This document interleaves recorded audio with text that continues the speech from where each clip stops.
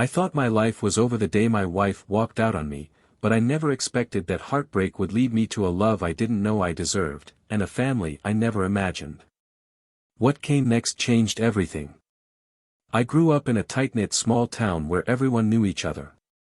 My family owned a modest hardware store, and much of my childhood was spent helping out, stocking shelves or sweeping floors. My father was a patient man who taught me the value of hard work, while my mother, a teacher, always emphasized the importance of compassion and education. Life was simple but fulfilling, with weekends often spent fishing with Dad or attending community events. I first met Annie at the county fair when we were both teenagers. She was fiery, ambitious, and unlike anyone I had ever met. We bonded over our shared love of books, spending hours talking about the worlds we escaped to through stories. Annie dreamed of exploring the world, and while I didn't share her wanderlust, I deeply admired her determination. By the time we graduated high school, I knew she was the one I wanted to spend my life with. After graduation, I stayed local to study business at a nearby college while Annie pursued her career in nursing. Those early years were tough. We worked hard and lived frugally, saving every penny we could. Our first big milestone came when we bought a house, a small fixer-upper that needed plenty of work. It wasn't much, but it was ours. We spent long nights painting walls and repairing leaks, often laughing at our inexperience. Those were some of the happiest times of my life.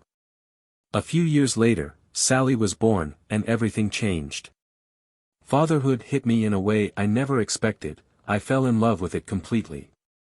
Watching Sally discover the world brought me endless joy, and I took every opportunity to teach her, from music to the importance of kindness. I'll never forget the day I gave her her first violin. At first, she hated the squeaky sounds it made, but over time, she grew to love it. Annie and I were so proud of the family we were building together. As the years passed, life settled into a familiar routine. My job became more demanding, and Annie worked long hours at the hospital. We made an effort to keep the spark alive with date nights and family vacations, but the passion we once shared began to wane, replaced by the comfort of familiarity.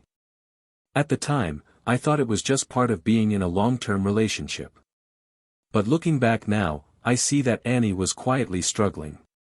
While I thought our life together was enough, she was yearning for something I didn't realize, something just out of my reach. I didn't realize what was missing until it was too late. That unspoken divide between Annie and me was the first crack in what I thought was a solid foundation. "Just sign the papers, Arthur. It's over." Her voice was calm, too calm, and it hit me like a punch to the gut. I couldn't fully process her words, they felt distant, like they were coming from a place I couldn't reach. As she kept talking, I felt like I was drifting away, sinking deeper into a fog I couldn't escape. Her voice became a faint murmur, and soon, it was just me alone with the suffocating silence of the moment. I don't even know when it all began. Maybe it started the moment I walked through the door that evening. She was sitting at the kitchen table with a glass of wine in her hand, her expression set in a way I knew all too well, firm, determined, and just a little bit hostile. There were no greetings, no warmth in her eyes, just that cold stare that followed me as I stepped inside. She didn't say anything at first, but the tension was thick, almost tangible, and the quiet felt deafening. I knew this wasn't going to be an ordinary conversation. There would be no small talk, no gentle lead-in to soften the blow. The moment I sat down across from her, I realized there was no avoiding whatever was coming next. Annie didn't waste time. She told me she was leaving. She'd found someone else, someone who made her feel more alive than I ever could. She said I wasn't enough anymore, that I'd failed her in ways I hadn't even noticed. Hearing those words felt like the ground beneath me had disappeared. It was as though a door slammed shut, cutting off everything I thought I knew about us. But as she spoke, the sting of her words started to fade. Her voice grew louder, sharper, but the world around me became quieter, more distant, as if I were being swallowed by something I couldn't fight. How had it come to this? Our house had been paid off for years, we had savings, and we'd built a life that, while routine, felt solid.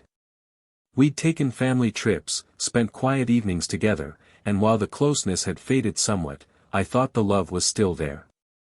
I truly believed it was enough. We had a future, or at least, I thought we did. But that was before today.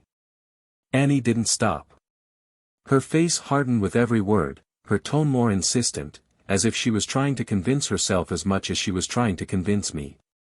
Then my thoughts wandered back to that morning. The day had felt strange from the start. The university had cancelled classes due to an accident, and the power outage had sent everyone home early. But something gnawed at me as I pulled into the driveway. The lights in the house were on, but my mom's car was gone, even though my dad's was still parked there. It wasn't the situation itself, it was the stillness of it all. The house felt unnervingly quiet, like it was holding its breath. Something about it felt wrong. I dropped my bag onto the kitchen chair and immediately noticed Dad sitting at the table. He didn't move, didn't even glance in my direction. He just sat there, staring blankly ahead, completely still. His expression was vacant, like he wasn't entirely present. "Dad?" I called softly, my voice breaking the silence. He didn't respond. That's when I noticed something was very wrong. Panic surged through me, and I rushed to his side, shaking his shoulder gently. "Dad, can you hear me?" He didn't answer. My heart raced as I grabbed my phone and called 911, frantically explaining the situation and begging them to hurry. They said help would arrive in about 10 minutes, but it felt like an eternity. I sat beside him, holding his hand tightly, whispering reassurances. "It's going to be okay, Dad. Just hang in there." But inside, I was terrified. Dad had always been my rock. He was there for every school play, every recital, every moment that mattered. I still remember how patient he was when I first picked up the violin, enduring hours of awful practice without a single complaint. For my 16th birthday, he saved up to buy me a Haydn violin. It wasn't the best, but it was ours, and it meant the world to me. As I sat there, clinging to him and hoping for the sound of sirens, I couldn't stop thinking about how everything had come to this. When Mom finally called, her tone was infuriatingly casual, as though nothing had happened. "Hi, sweetie. How was your day?" she asked, her voice light and unconcerned. I could barely contain the disbelief that surged through me. "Seriously? Just, seriously?" She couldn't have thought I wouldn't piece it all together. She knew I'd find out eventually, knew exactly what I'd walk into when I came home. By now, I was certain she'd planned it that way. "Where are you, Mom?" I asked, forcing my voice to remain steady even as anger bubbled beneath the surface. There was a long, uncomfortable pause on her end. She didn't know how to respond. Finally, she spoke. "I left, Sally." "You just left?" I snapped. "Dad had a stroke, Mom." "Oh, Sally, I'm so sorry to hear that," she replied, but her words were empty, void of any real concern. I couldn't hold it in anymore. "Is it Paul? The same Paul from your office?" There was another pause, and then she answered quietly, "Yes." 6 months, she confessed, almost deflated. 6 months. I repeated, my voice rising. "You've been sneaking around with someone from your office for 6 months, lying to Dad, to me, and now look at where we are." Later, at the hospital, Dad had already been admitted and was being monitored. My Aunt Rhonda was waiting for me, her face a mix of concern and barely contained fury. She'd heard bits and pieces from Mom's frantic calls but didn't know the full story. When I explained everything, her face turned bright red, and for a second, I thought she might explode. "Sally," she said tightly, "do you have those papers your mother left for my brother?" I nodded. "Yeah, I do." We sat together in Dad's room, her anger simmering as she flipped through the documents. Savings, alimony, child support, she muttered, tapping her pen against the papers. And I suppose she expects to waltz into a new life like nothing happened. I shook my head firmly. Good, Rhonda said with determination. We'll let her know this won't go the way she thinks. For now, let's focus on your dad. He's going to need time to recover, but let me tell you this, if she's not careful, this could turn into serious trouble. Abandoning him in this condition? She could be facing charges for mental cruelty. Hearing that didn't fix everything, but it was a start. At least Dad had people fighting for him, even if the person who should have been there for him the most had walked away. I nodded slowly, still trying to process everything. Aunt Rhonda was our rock, stepping in without hesitation to handle what felt like an impossible situation. She had a commanding presence, always ready to take control, and her sharp mind made her an invaluable ally in moments like these. As the conversation shifted, Rhonda explained more about Tina, a family friend who had become an unexpected source of comfort during this ordeal. A few years ago, Dad had been part of a group of co-workers who supported Tina through a nasty divorce. Her ex-husband had tried to take everything from her, her daughter, most of her savings, and even part of her business. That was when Dad introduced her to Rhonda, who quickly turned things around. Rhonda had secured Tina's business and ensured her daughter's future. Since then, Tina had remained close to Dad, visiting him often and always bringing cards from her colleagues at the office. Rhonda's voice took on a sharp edge as she mentioned Mom and her new boyfriend. It seems like they're running low on cash, she said, her expression almost predatory. Especially since I froze all their joint assets while Arthur is in the hospital. I couldn't help but laugh at the absurdity of it all. That morning, for the first time in weeks, I'd received a message from Mom. It was a single text asking for money. She hadn't once asked about Dad since I'd told her what happened. I didn't reply. My anger was still fresh, and I wasn't ready to give her the time of day. Meanwhile, Tina had become a steady presence at the hospital. She seemed genuinely invested in Dad's recovery, and her warmth was something I hadn't realized how much I needed. One afternoon, after a light-hearted exchange, a realization hit both Tina and Rhonda simultaneously. Rhonda laughed, and Tina smiled at me with genuine gratitude. "Thank you, Sally," Tina said, her voice soft. "I really needed that." She hesitated, her expression clouding briefly. "I still can't believe your mom did this to him. How could she walk away from such an incredible man?" Before Tina left that evening, she walked over to Dad's bed. Rhonda and I watched as she leaned down and kissed him gently on the lips. Her smile as she turned to leave was bittersweet, and her eyes seemed to hold a quiet sadness. The next few hours passed in a blur of doctors and tests, blood draws, MRIs, and consultations. Tina canceled her office visit to stay with me, Rhonda, and Sally. One of the doctors who came in was a psychologist. I opened up to him about finding Annie that day, drinking alone and telling me she was leaving. As her anger escalated, I'd felt the world around me dim and fade. The last thing I remembered was her yelling before everything went dark. The psychologist listened intently, then smiled reassuringly. "The mind doesn't always react predictably in moments of trauma," he said gently. "But given what you've been through, it makes sense that something like this could happen again.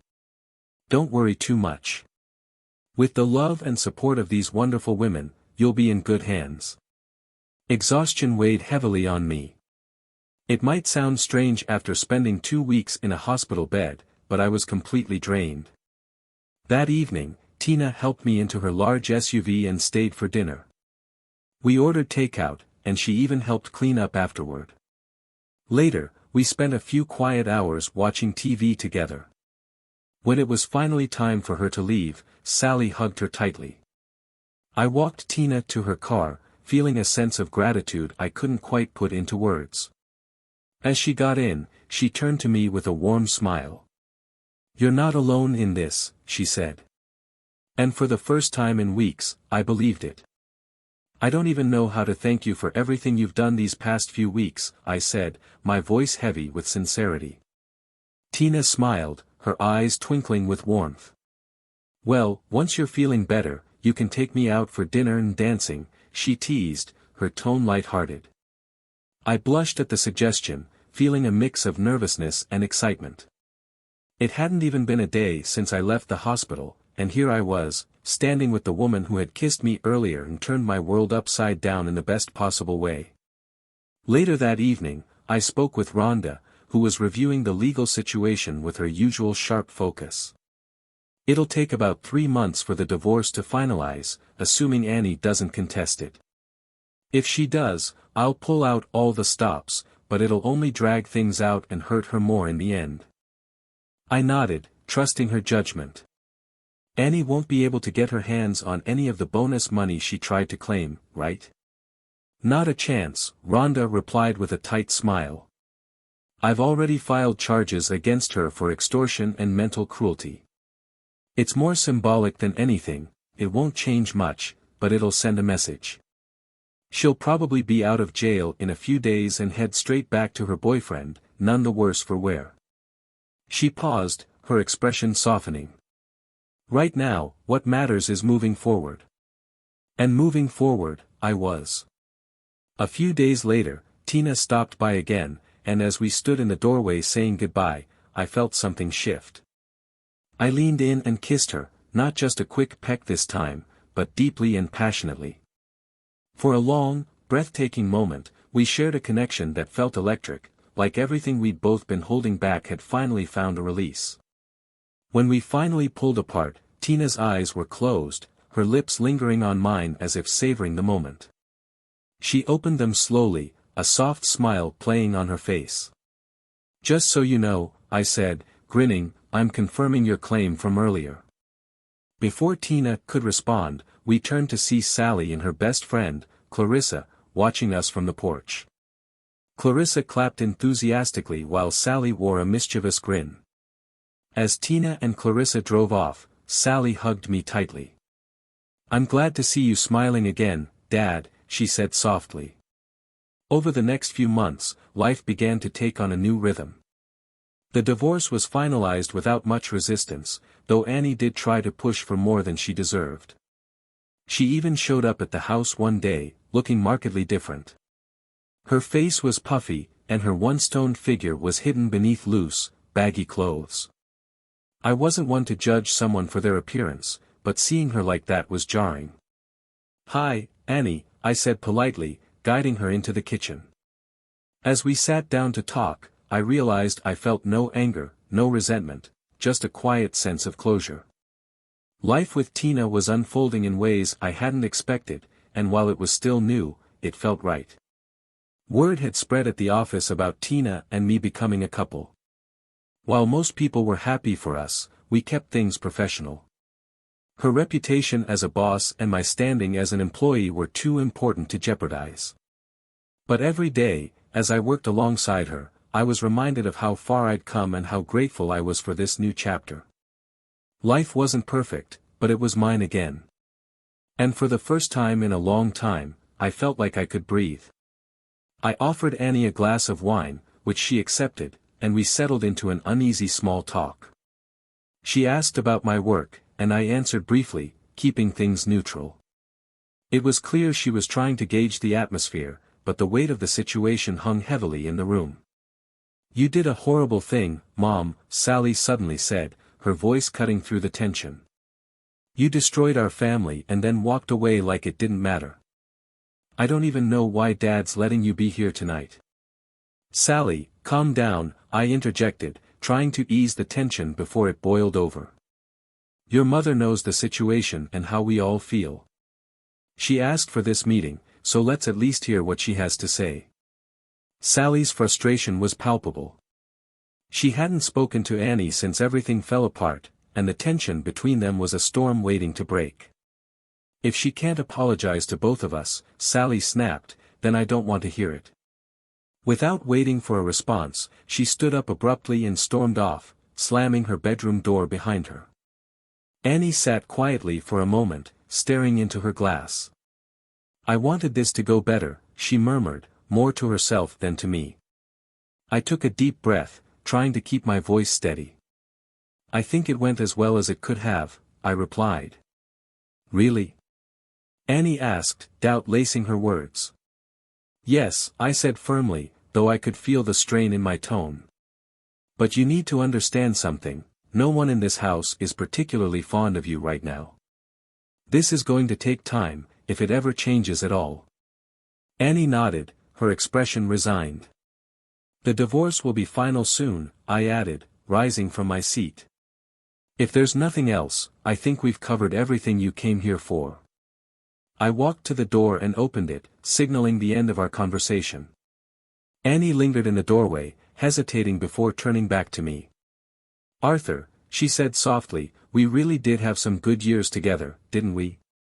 I nodded slowly. "Yes, Annie. Most of our time together was wonderful. You were a great wife, a loving partner, and a good mother. But I don't know what Paul did to you. The woman I fell in love with is gone." Annie's shoulders sagged as she stepped through the doorway, and I watched her walk away for what I knew might be the last time. Now, at 48, I felt like my life had finally reached a turning point. There was still so much ahead of me, and I was ready to move forward. That night, Rhonda called to let me know she was bringing pizza over, and Sally joined me for lunch earlier in the day.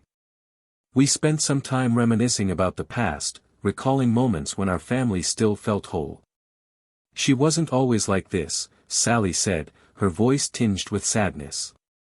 "I miss the mom she used to be." "Me too," I admitted. "We had some really good years together. But that person, she's not coming back." Years later, Tina and I found our rhythm together. We married sooner than planned, wanting to tie the knot before Sally and Clarissa's younger brother arrived. 5 years later, we were out to dinner with Sally and her boyfriend, and an unexpected moment brought the past rushing back. A small voice called out, "Dad, who's that lady staring at us?" We turned to see Annie sitting across the room, thinner now but unmistakable. Her eyes were fixed on us, and her expression left no doubt, she wasn't happy with how life had unfolded. We hadn't heard from her in years, and she had made no effort to reconnect. Sally, now grown, quietly approached and stood beside me. She didn't say anything, but the look on her face told me she had heard her mother's silent apology, even if it wasn't spoken. I reached over and gave Sally's hand a reassuring squeeze. For the first time in a long while, I felt completely at peace with how far we'd come. I squeezed Sally's hand and gave her a reassuring smile.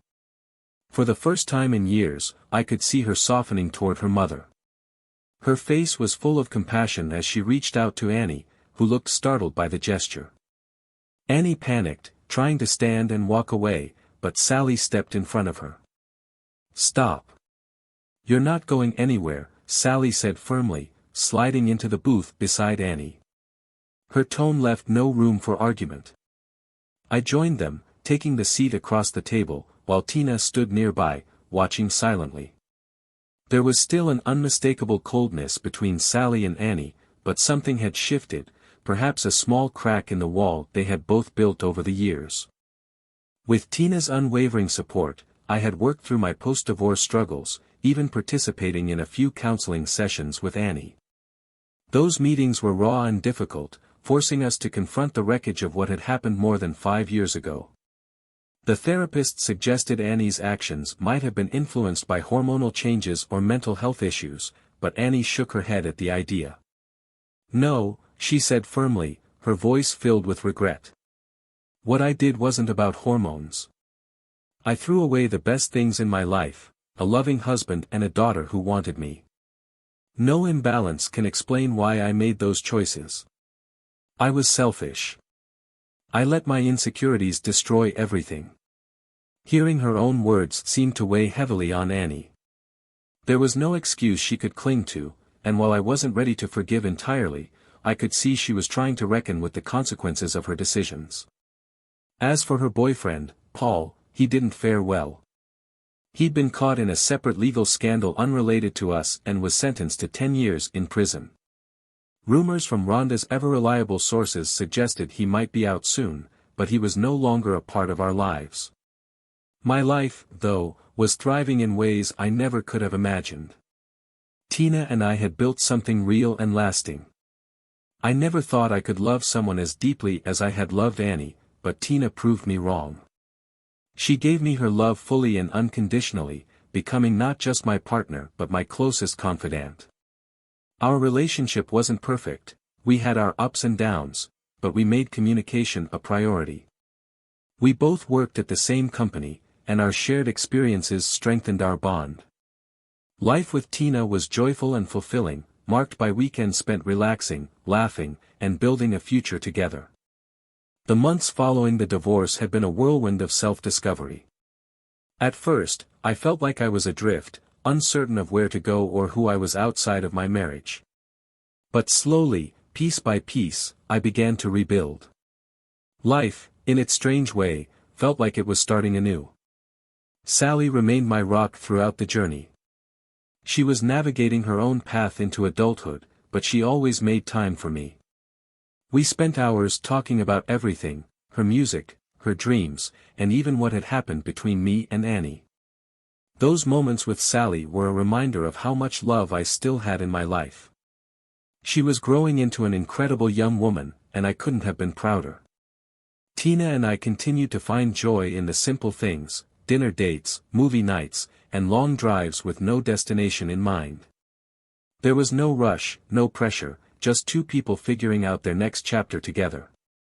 Life wasn't perfect, but it felt whole again. For the first time in years, I could say with certainty, I was happy. I realized I had more to offer the world than the remnants of my broken marriage. When I started working more closely with Tina at her company, everything clicked into place. She trusted me in ways that made me feel valued, not just as her partner but as an individual. There was no competition between us, no need for a power struggle. What we shared was a foundation of mutual respect and unwavering support. What stood out most during this time was the way Sally and Tina began to bond. Tina approached their relationship with patience and kindness, and Sally, to my surprise, opened up to her. Slowly, the walls Sally had built around her heart began to crumble, and their connection grew. Watching them laugh and share moments together brought me an indescribable sense of peace. Then came the day Sally told me she was pregnant, a moment I'll never forget. It was surreal, like life had come full circle. For years, I had been the one guiding her, teaching her how to navigate the world. Now, she was stepping into her own, preparing to guide a new life. The idea of becoming a grandfather was something I had never envisioned for myself, but it brought with it a kind of joy that I hadn't known before. It was a new kind of love, one that transcended the boundaries of time and carried the weight of something far greater, generational continuity. Sally, with all her ambition and passion for music, was about to embark on her own transformative journey. Seeing her grow into this new role was both comforting and humbling. Whether or not she was deeply in love with her partner no longer seemed important. What mattered was that she was happy and ready for this new chapter. It was clear to me that this was what she needed, and I couldn't have been prouder of the woman she had become. As for Tina and me, our relationship only deepened. The bond we shared was more than romantic love, it was a shared vision for our future, a partnership built on trust and shared goals. We leaned on each other in every way, and through it all, our connection remained strong. Looking back at the betrayal, the pain, and the loss, I couldn't help but feel grateful. Those dark times had led me to a life I couldn't have imagined, a life filled with love, purpose, and second chances. One evening, as Tina and I sat outside, gazing up at the stars, I felt a sense of contentment I hadn't felt in years. The scars of the past were still there, but they no longer hurt. Instead, they served as reminders of how far I had come and how much I had gained. The future stretched out before us, full of promise and possibility. And for the first time in a long while, I felt ready to embrace it all. The realization hit me like a gentle wave, one that brought clarity instead of confusion. I had come full circle.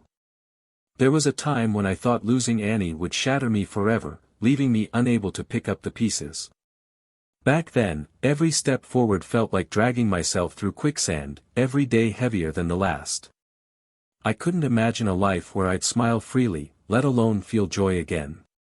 But here I was, standing in a hospital room bathed in warm sunlight, surrounded by the people who meant the most to me. This wasn't the life I had planned all those years ago, but it was a life I had rebuilt, piece by piece. It was mine, and for the first time, I felt like I was exactly where I was supposed to be. When Sally handed me her newborn, my hands trembled slightly as I cradled the tiny, delicate form. The baby's soft breaths and tiny fingers gripping mine brought tears to my eyes.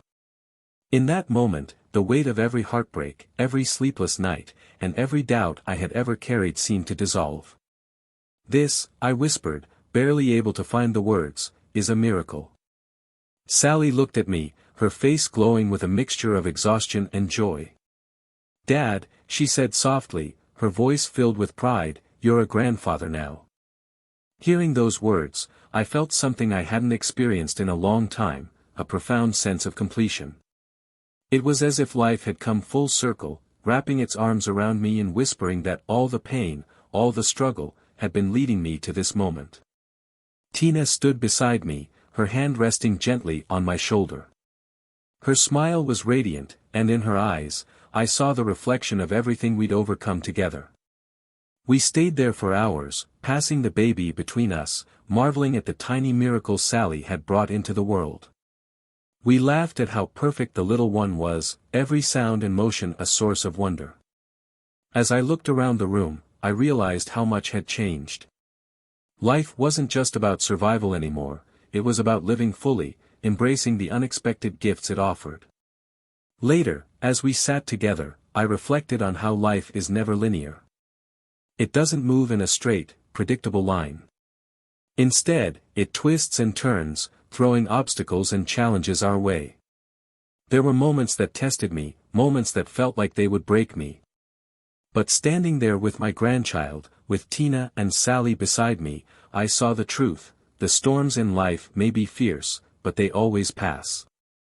And when they do, the sun shines brighter than before, illuminating the things that truly matter, the people who stand by your side, the love that holds you together, and the boundless future still waiting to unfold. As I kissed the baby's tiny forehead, I silently vowed to be there for this new life in every way I could. I wasn't just a father or a grandfather. I was a man who had learned how to rebuild, how to love again, and how to cherish the moments that make life extraordinary.